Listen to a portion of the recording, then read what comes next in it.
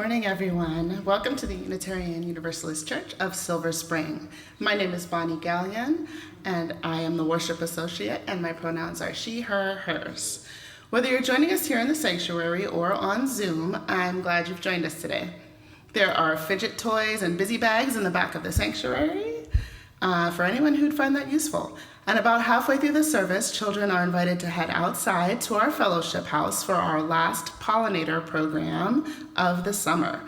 All ages are always welcome in this space, and our nursery is open for children 6 months to 5 years old, if any families wish to make use of that. I'd like to welcome all guests or visitors in the congregation today. Dorothy Hale is our welcoming captain and is here to answer your questions about our congregation. She is waving in the back. We are so fortunate and pleased to have with us today, for the very first time, UUCSS's new pianist on staff, Miss Grace Liu.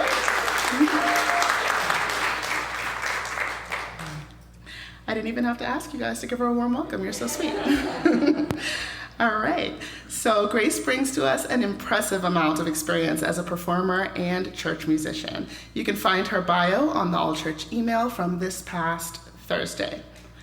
Saying yes to an impulse, a dream, wrestling with assumptions, making tea as a vocation and spiritual calling. How can one slim volume of science fiction hold all that possibility? This morning, guest preacher Lora Powell-Haney will lead us in an exploration of these juicy ideas and more, using Becky Chambers' book, A Psalm for the Wild Built, as our map. Lora has been a museum guide, a reporter, an editor, a religious educator, a chaplain, and now an itinerant preacher. She completed her Master of Divinity at Meadville Lombard Theological School in May of 2020 and seeks ordination as a Unitarian Universalist minister. Lora volunteers with the Fun and Spiritual Nourishment Squad and the Reproductive Justice Squad, both part of the UUA's Side with Love Justice Ministries. She loves reading, drinking tea, building beloved community, and standing barefoot on the earth. Lora led a service here last year, so won't you join me in giving her a warm welcome back to UUCSS.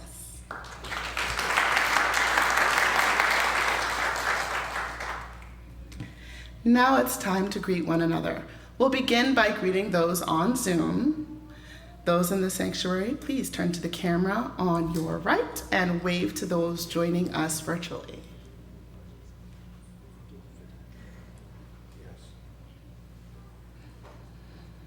All right, now, if you're joining us today by Zoom, it's your turn. Turn your camera on and wave back to us in the sanctuary so we can see you.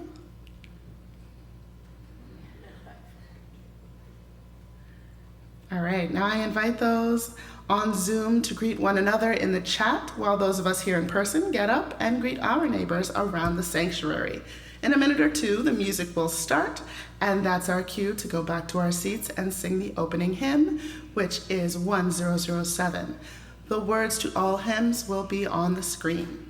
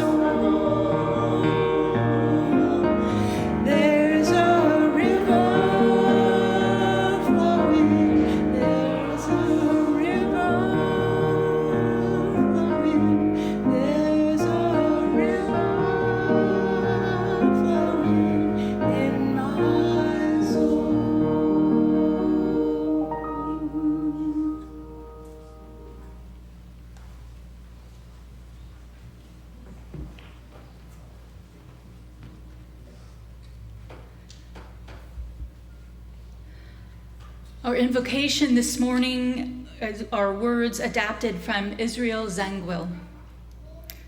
Come into the circle of love and justice. Come into the community of mercy, holiness, and health. Come, and you shall know peace and joy. Come, let us worship together.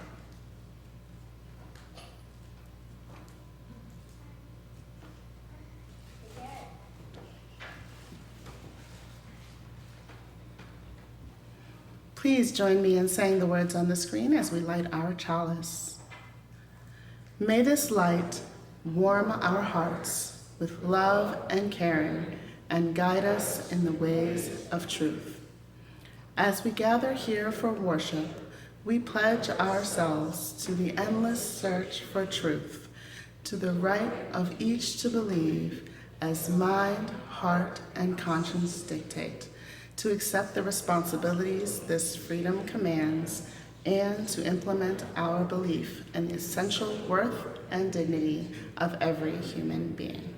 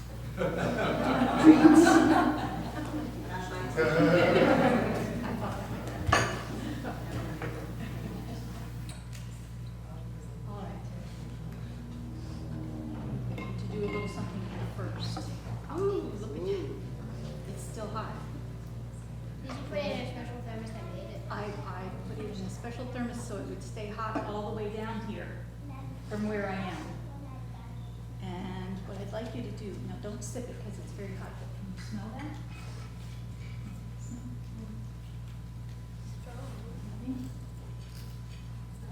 Strong. You like that? Is it okay? Would that be something you drank if it wasn't too hot? Yes. Okay. That's good. Wait, let me smell. I don't think I smelled it this morning. Maybe a little bit of vanilla. Maybe some fruit. I'm glad that you like that one. Everybody's right, whether you liked it or not. So if you like the smell, it's great. If you don't like the smell, that's okay too. Do we need to wait? Should we turn it on? Test. There's an on button.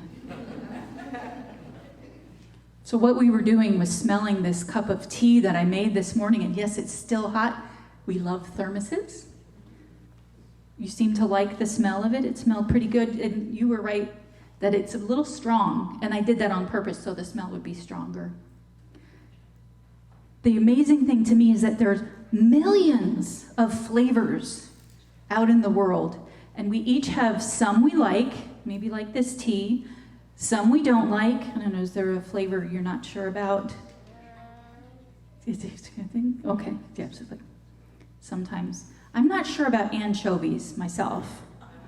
It's just, I'm getting toward it, and I've combined them with Brussels sprouts, which I'm not so sure about either, and somehow the two together are wonderful in little bites. So sometimes we don't know, though, because we haven't tried something before. And I'm going to talk with the grown-ups a little bit later about one of my favorite books that has some stuff about taste in it. And one of the things I liked, especially this one character whose name is Sibling Dex. Sibling Dex is a tea monk on a planet that seems very Earth-like, but isn't. We don't think. Dex travels around on a bicycle camper. I know, it's so cool, it's called an ox bike. And Dex meets with all kinds of people, and they talk with one person at a time, deeply listening. Have you done that? Very deeply listening, not thinking to respond, but just to hear what somebody's saying. And sometimes asking questions, and then creating a special cup of tea to help that person deal with whatever might be going on with them. So Sibling Dex had to practice to be a tea monk. Very first time they tried to help someone who came to them looking for that cup of tea did not go very well. Dex couldn't think of what to say. Has that happened to you? Yeah. And couldn't think what tea might help. And It's off. it's off again. And it's on again. We're fine. Wait, if I hold it this way. So Dex was befuddled and confused by all that. Has that ever happened to you? The first time you tried something?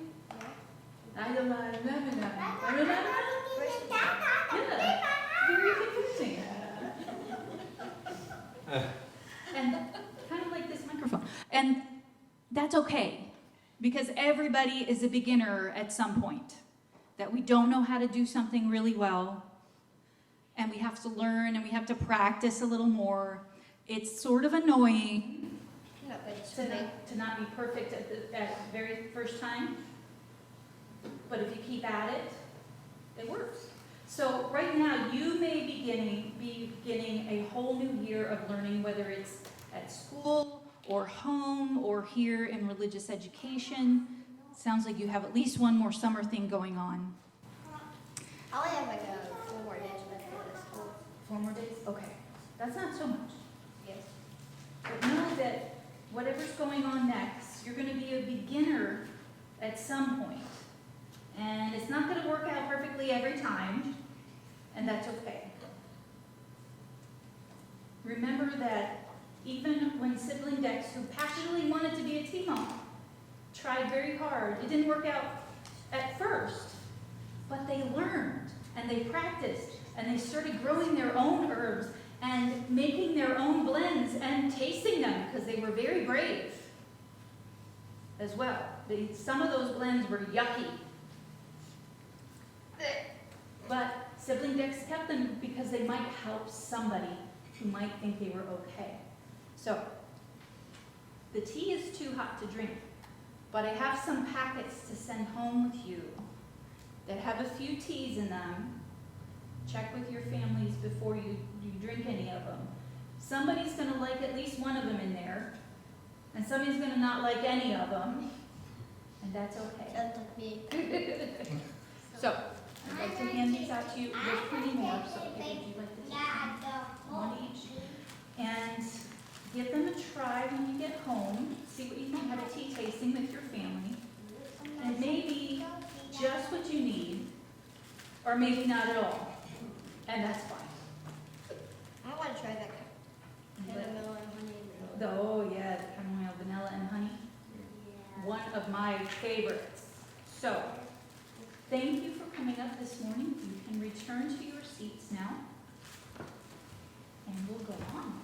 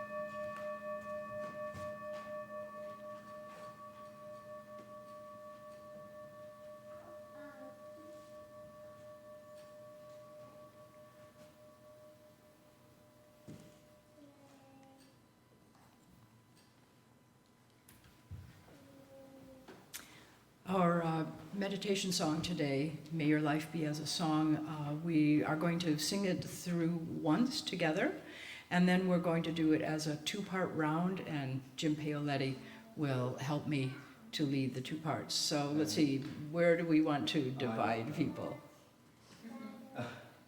I'll tell you what, it's going to be like somewhere in the middle here. So this will be part one over here, and that will be part two. And frankly, sing whatever part you like. They're both the same. Either way, Matt, it doesn't matter. Can we get a D? May your life be as a song, resounding with the dawn, to sing awake the light and softly serenade the stars, ever dancing circles in the night. May your life be as a song, resounding with the dawn, to sing awake the light and softly serenade the stars, ever dancing circles in the night.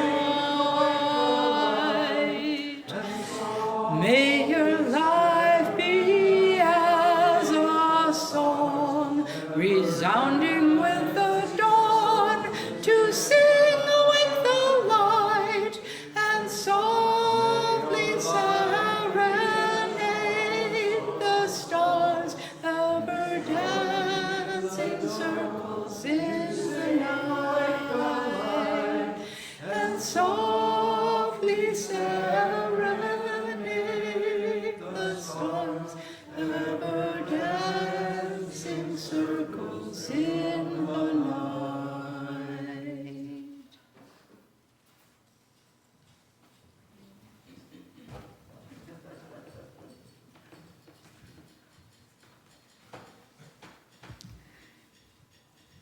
Will you join in the spirit of prayer or meditation?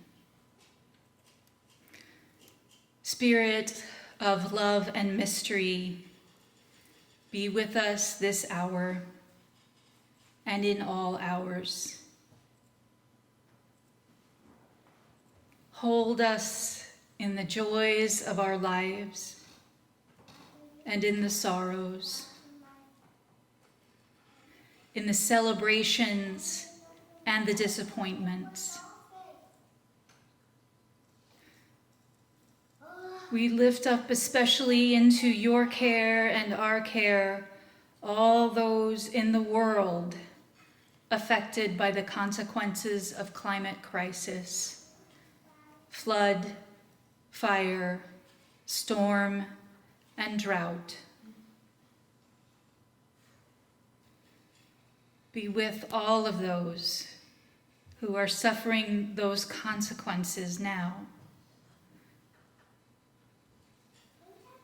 Let us know that we can reach out with prayer, with heart, with hands, and even with our wallets to ease some of the suffering. May we be people who seek solutions together with other people. May we work together to bring love and love and love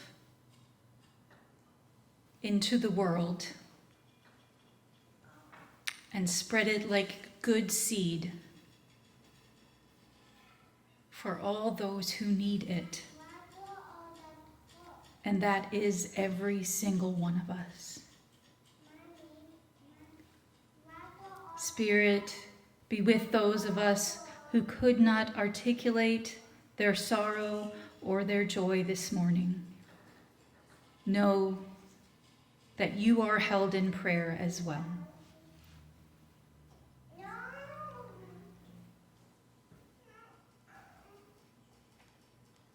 In the name of all that is sacred and holy to each one of us.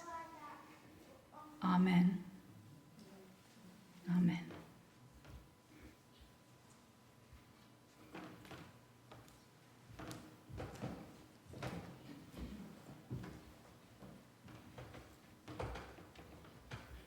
As a religious community, it's good to worship together as a congregation of people of all ages.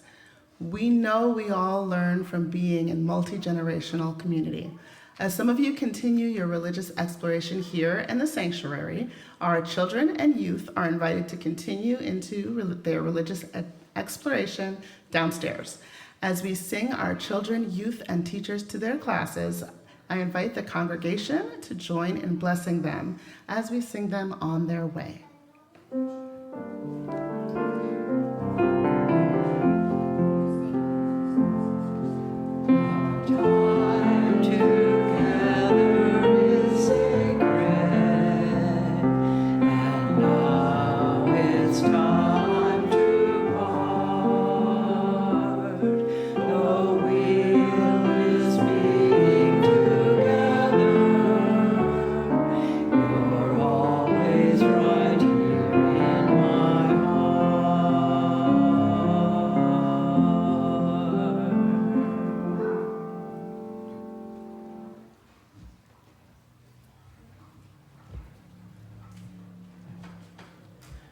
From a Psalm for the Wild Belt, pages 134 and 135, a conversation between sibling Dex, T-Monk, and splendid speckled mosscap, sentient robot, sparked by Dex finding a tea mug in an ancient sacred place. So, when I was 10, started going to that shrine all the time, I learned from the monks that I didn't have to have an excuse to be there. It didn't have to be a bad day. I could just be a little tired, or a little cranky, or in a perfectly good mood. Didn't matter. That place was there for me whenever I wanted it. I could go play in the garden or soak in the bathhouse just because. And as I headed into my teens, I started paying close attention to the other people there. Farmers and doctors and artists and plumbers or whatever. Monks of other gods, old people, young people, everybody needed a cup of tea sometimes. Just an hour or two to sit and do something nice. And then they could go get back to whatever it was. Find the strength to do both, Muscat said, in the phrase printed on the wagon. Exactly, Dex said. But what's both? Dex recited, without constructs, you will unravel few mysteries.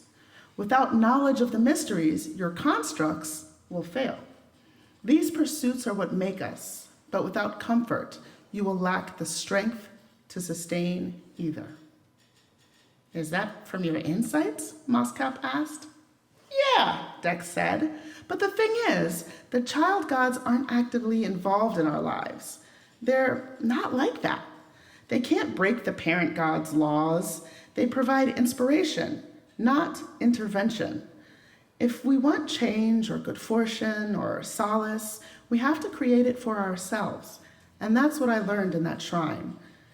I thought, wow, a cup of tea may not be the most important thing in the world, or a steam bath, or a pretty garden, but the people who did actually important work, building, feeding, teaching, healing, they all came to that shrine.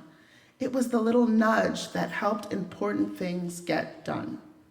And I wanted to do that, and now it's the only thing I know how to do. Moscap cocked his head. And that bothers you?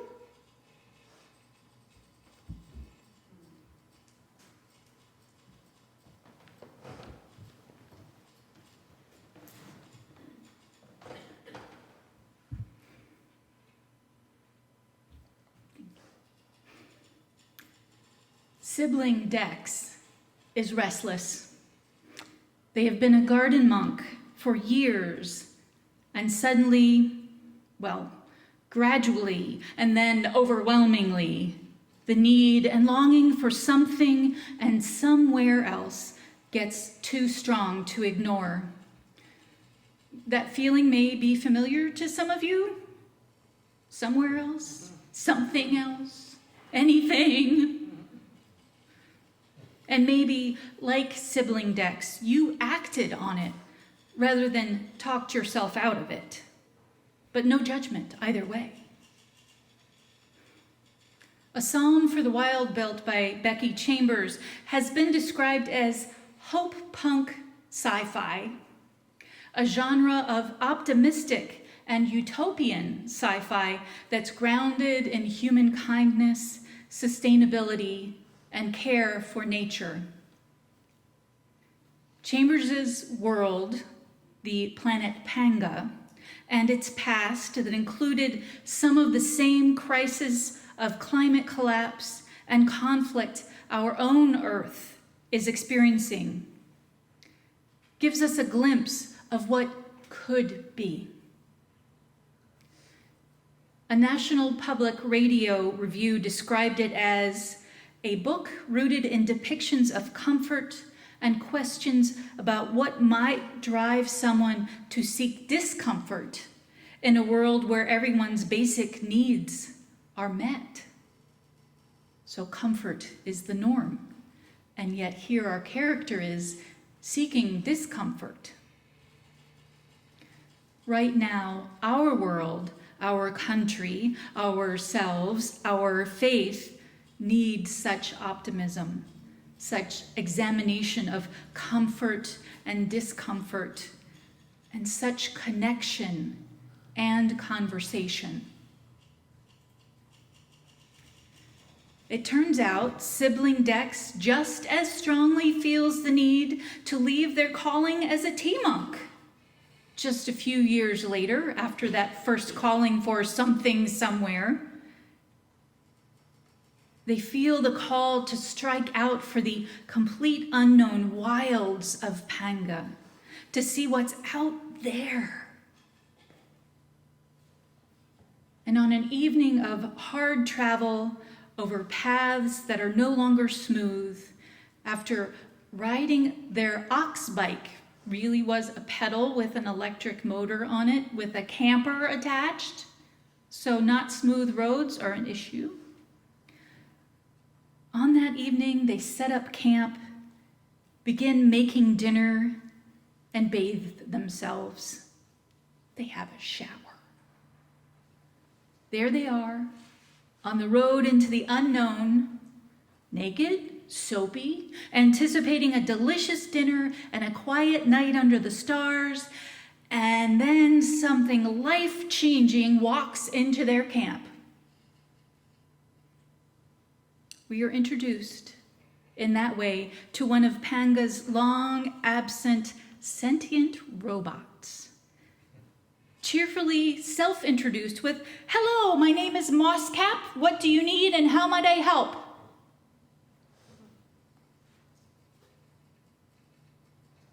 Isn't that how life works?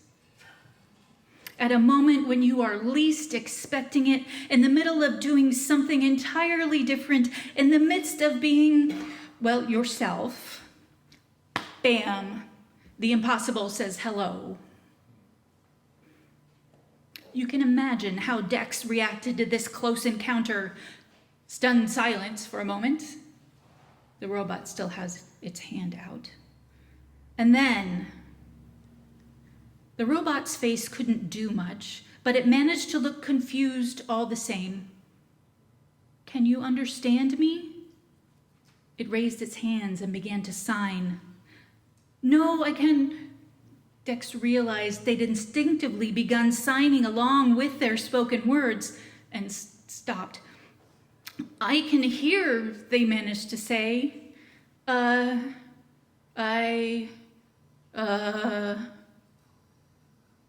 The robot took another step back. "Are you afraid of me?" Yeah," Dex said. The robot crouched, trying to align itself with Dex's height. "Does this help?"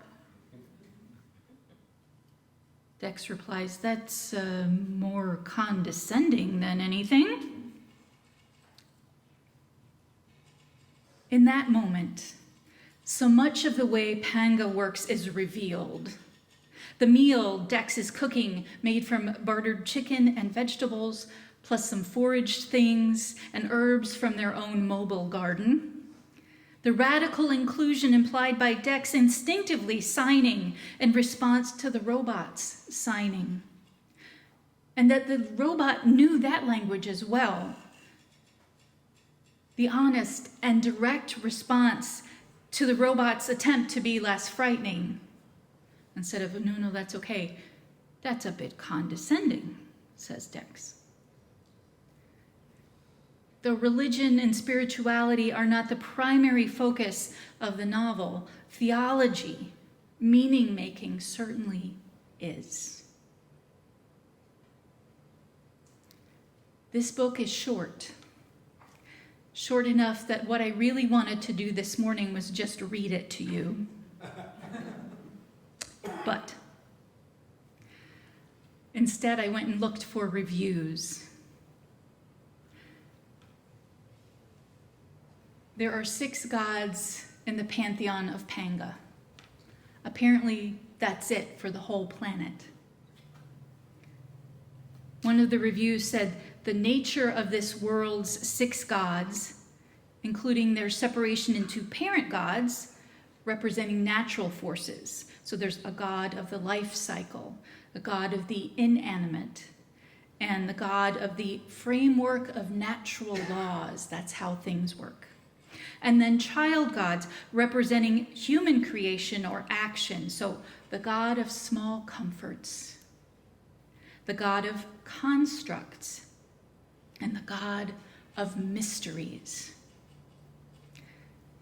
Just that pantheon paints a remarkably detailed picture of the cultural ethos of Panga society and the tea monks journeying through all the small villages, providing solace with a kind ear and a warm mug of tea, highlight this culture's deeply collectivist bent. It's a beautiful picture they paint. Now, history of the planet developed following what they call the capital T transition. Perhaps an apocalyptic change in climate, or a war, or societal collapse, but that history comes through in conversation between Mosscap and Dex as they learn about robot society and human society. One particularly rich chapter has the two talking about generational trauma. They call these things, or Mosscap calls these bits of memory or the reluctance to do something, remnants. Mosscap brings Dex to the ruins of a metal building, and they discuss the evolutionary remnants each carries from previous generations. For MOSCAP, it is a fear of the factories that once existed and where its ancestors were forced to work. And Dex, a fear of the algae in the river where they go to get water. MOSCAP says remnants are powerful things, hard to ignore. But both MOSCAP and Dex know they have the sense and the tools to realize the fears are foolish. Just like we have those tools and the sense that doesn't diminish those responses sometimes.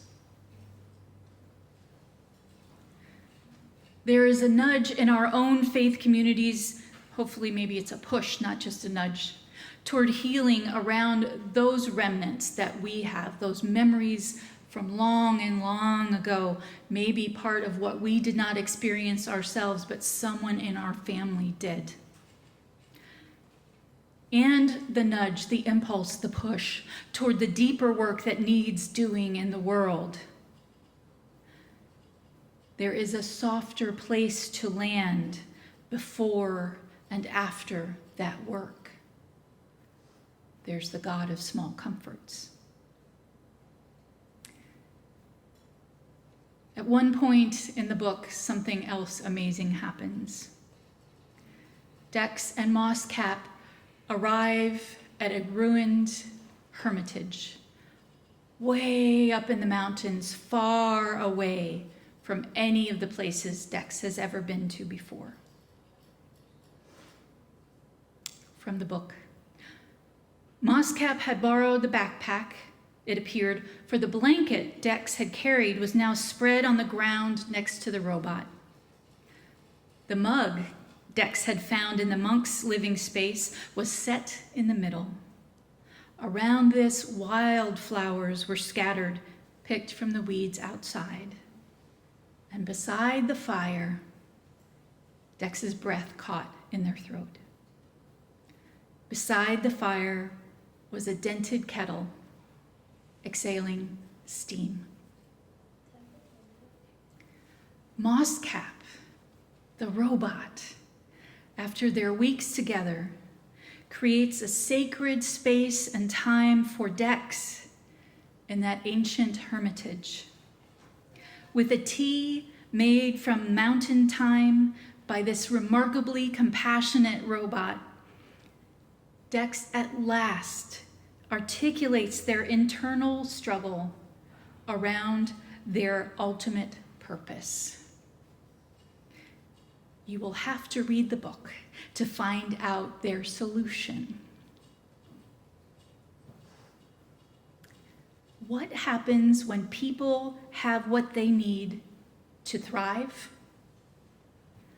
They explore and change their minds and find new ways of being in the world and befriend robots and steward their planet and cherish the other lives around them.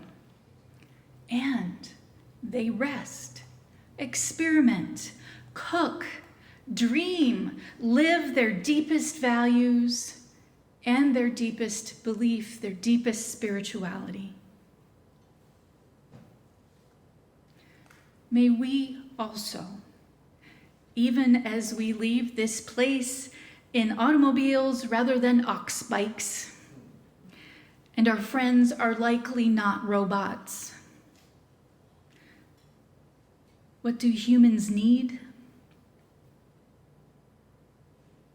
Perhaps we just need each other and a cup of tea.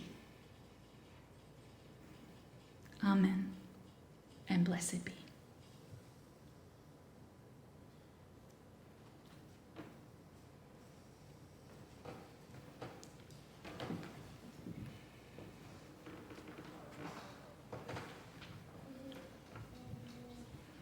This congregation governs itself through the democratic process, calling our own ministers and electing our own leaders. This is both a great blessing and a great responsibility. UUCSS is free to follow wherever truth, love, and justice lead us together. but we're also responsible for fueling the journey. Unlike some congregations, ours receives no funding from our denomination. Everything we do together is possible because of our collective generosity. So let's be generous today. As you can see on the screen, there are lots of ways to be generous with UCSS. If you're here in person, you can also place your offering in one of the offering plates as it's passed around in just a moment. Or use your phone to scan the QR code on the back of today's handout to give through PayPal. In a world of so many transactional relationships, may our offering today remind us that we are all more than individuals, more than consumers. This congregation and our communities thrive when we live out the truth of our connectedness, our interdependence, our mutual well-being. In that spirit, the offering will now be given and received.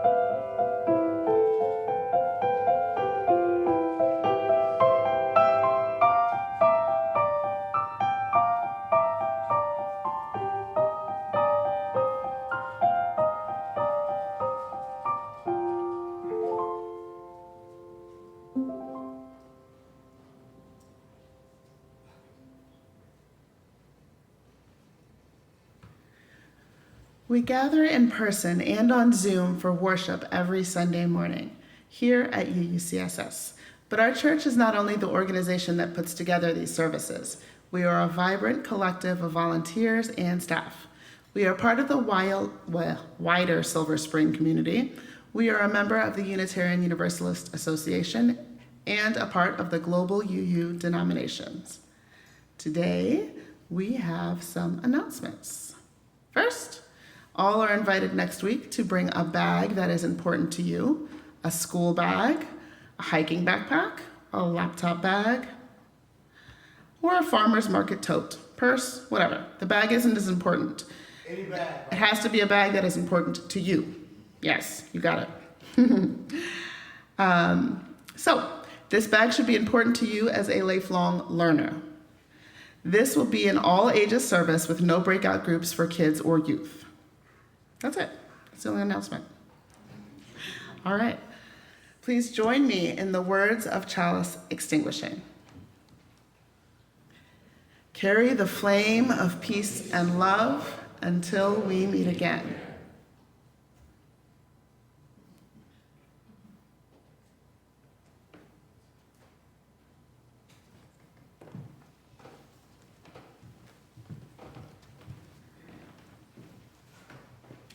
So we are going to do and sing what has become sort of the closing hymn of this summer. But pay attention to your screen. The verbs are going to be a little different. All right? So we're going to start with do and then pay attention. We're just going to do 4 verses. Here we go.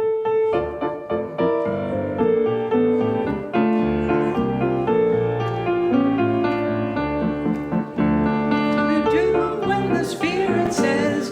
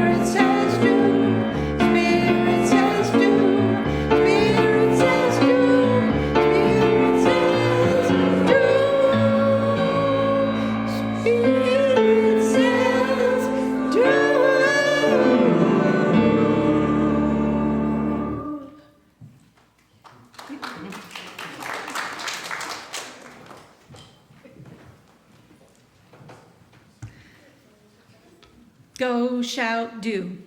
That's your benediction. No. I want it to be. These are words by Heraclitus of Ephesus. Yes, ancient words. Whosoever wishes to know about the world must learn about it in its particular details. Knowledge is not intelligence. In searching for the truth, be ready for the unexpected, robots coming into your camp. Change alone is unchanging. The same road goes both up and down. The beginning of a circle is also its end. Not I, but the world says it. All is one. And yet, everything comes in season. Go in peace, shout in peace, do in peace. Amen.